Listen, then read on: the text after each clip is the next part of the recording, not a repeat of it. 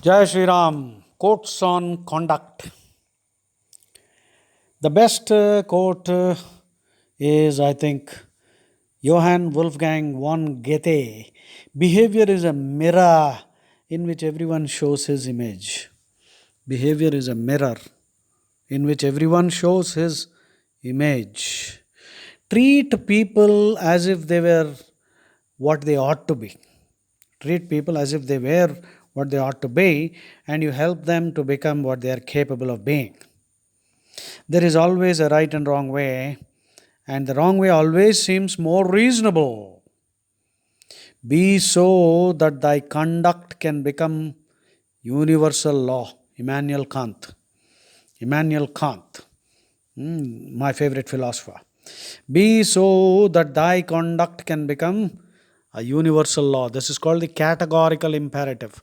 The phrase categorical imperative means absolute moral law, which means everyone has to obey. No conditions, irrespective of your ideology, religion, whatever. This is a categorical imperative, means you have to obey.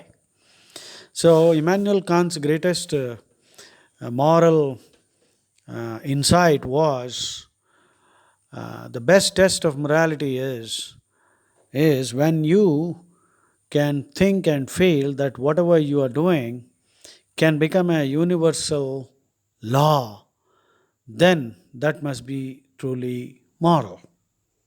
Well, so be so that thy conduct can become law universal. Next, confront improper conduct not by retaliation but by example. History teaches us that men and nations behave wisely once they have exhausted all other alternatives.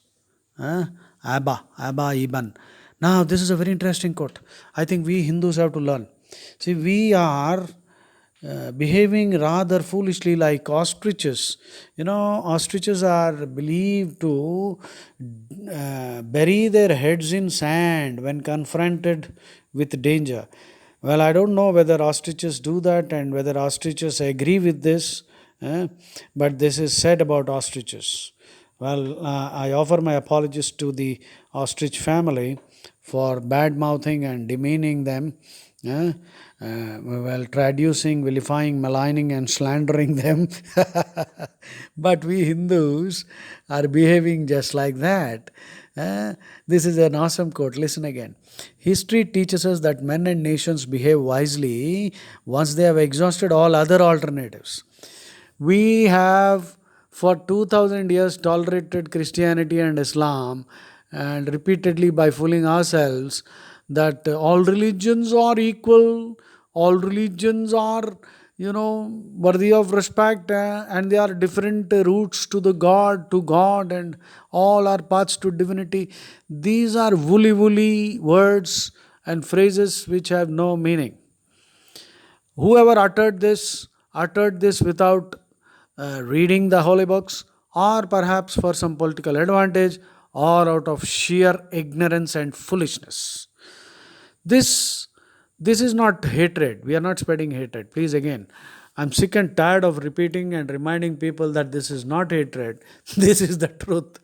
We Hindus are behaving like ostriches, and instead of taking the cue from people like Ramanuja, Shankaracharya, Madhvacharya, who fearlessly debated, or in modern times, Swami Dayananda Saraswati of Arya Samaj. These are people who, Sitaram Goel, people who fearlessly debunked false religions, false creeds, mainly Islam and Christianity, and had the courage to openly question them. And Shankara defeated Buddhists. Ramanujacharya defeated so many Jains.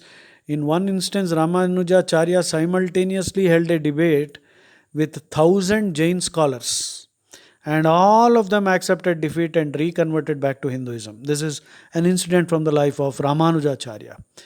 Madhvacharya likewise. So, these were people who were masters of dialectic, debating, logic, forensics, Vada, not Jalpa and Vitanda. Vada basically means the a rational discourse with a debate with the bona fide intention of understanding the truth. If we indulge in vada pravadatamaham, Krishna also says that the spirit of vada is inspired by Krishna's presence. Jalpa and Vitanda. Vitanda Vadam. Vitanda is when two fanatics come to the debating table. Each one is already convinced that his dogma is the best. So you can imagine what will happen.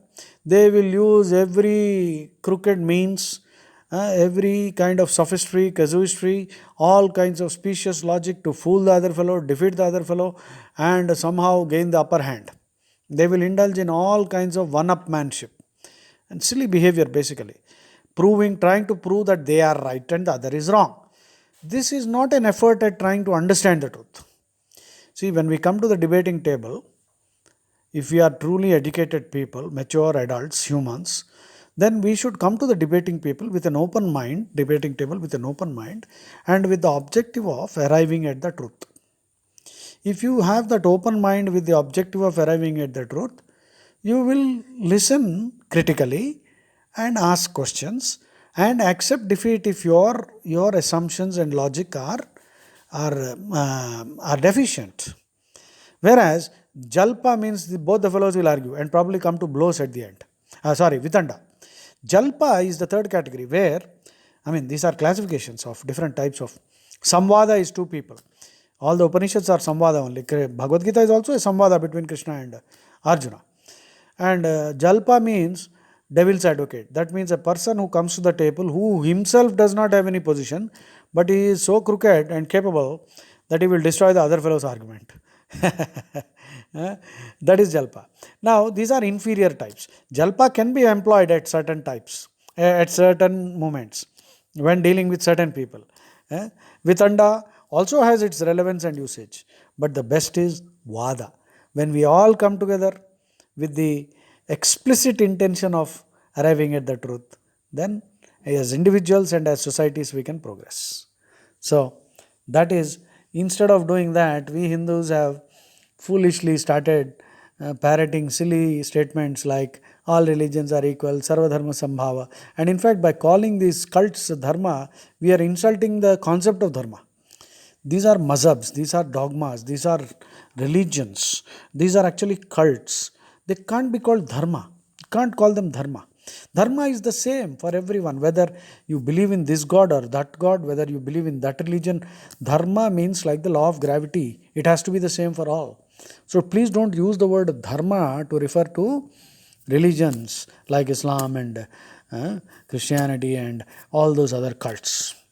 Okay. So about the conduct, let's see if we have got some more interesting quotes. Behave toward everyone as if receiving a great guest. Fundamentally, the force that rules the world is conduct, whether it be moral or immoral. If it is moral, at least there may be hope for the world. If immoral, then there is not only no hope, but no prospect of anything but destruction of all that has been accomplished throughout the march of mankind over thousands of years. Blaise Pascal says the virtue of a man ought to be measured not by his extraordinary exertions, but by his everyday conduct. The virtue of a man must be measured by his everyday conduct. This is a very interesting quote on conduct. Please listen. E.C. Stackman.